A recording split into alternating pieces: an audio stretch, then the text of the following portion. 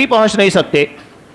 सूरे गाशिया, नबी करीम सल्लल्लाहु अलैहि वसल्लम हर जुमा के अंदर दूसरी रकात में, ईदैन के अंदर दूसरी रकात के अंदर इसे क्यों पढ़ा करते थे? उसकी एक बहुत ख़ास वजह है। बिल्कुल इब्तिदा के अंदर बता दिया गया है, आमिलतुन नासिबा, एक ऐसी जमात होगी बहुत काम करने वाली, बहुत मेहनत करने वाली। और इतनी मेहनत कुरान मजीद कहता है नासिबा, थका देने वाली। इतनी मेहनत करेंगे, नतीजा क्या होगा? तस्ला नारन हामिया, जहन्नम के ईंधन बन जाएंगे, जहन्नम की आग का शिकार होंगे।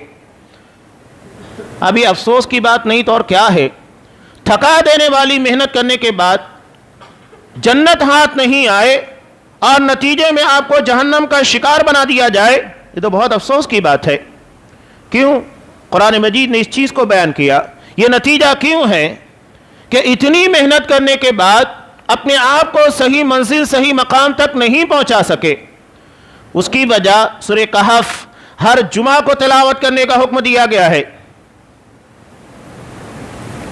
आखिर में जब आप पहुंचेंगे, कुरान मजीद एक जमात का तज़किरा करता है, अल्लज़ीना दल्ल सायुहुम फिल हयाति दुनिया, कि जिन लोगों की काविशें, जिन लोगों की मेहनतें दुनिया में रायगा हो गई, गुमराही का शिकार हो गए, उन्होंने सही इल्म हासिल नहीं किया। नतीजा क्या हुआ कि सही रास्ता, सही इल्म ना होने की बुनियाद के पर भटकते चले गए, मेहनत करते चले गए, लेकिन अपनी मंजिल तक नहीं पहुंच पाए। वहुम यहसबून अन्नहुम युहसिनून सुन्ना, हालांकि वो ये समझ रहे थे कि हम तो बहुत अच्छा काम कर रहे हैं। तो लोगों के अच्छा समझ लेने से कि हम ये काम कर रहे हैं तो बहुत अच्छा है, कुछ नहीं होता है। कोई अमल उस वक्त तक अच्छा नहीं हो सकता जब तक कि वो कुरान और हदीस से साबित ना हो। आप कितना भी बड़ा काम करें, जब तक कि वो कुरान और हदीस से साबित नहीं है, वो नेक अमल नहीं हो सकता, अच्छा काम नहीं हो सकता।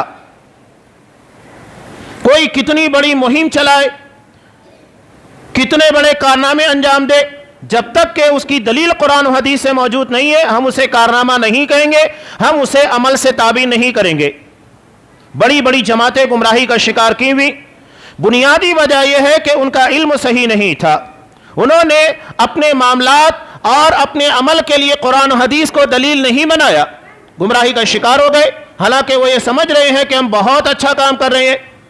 तो सही अमल के लिए सही इल्म का होना ज़रूरी है। नबी करीम सल्लल्लाहु अलैहि वसल्लम हर फज्र की नमाज के बाद, जैसा कि इब्न माजा की रिवायत है, जो दुआ मांगते थे उसका पहला जुमला यही था, अल्लाहुम्मा इन्नी असअलुका इल्मन नाफ़िआ, अल्लाह मैं तुझसे नफ़ा देने वाले इल्म का सवाल करता हूँ। इल्म नाफ़े कब होगा? जब वो सही होगा। अगर इल्म गलत है वो नाफ़े नहीं बनेगा।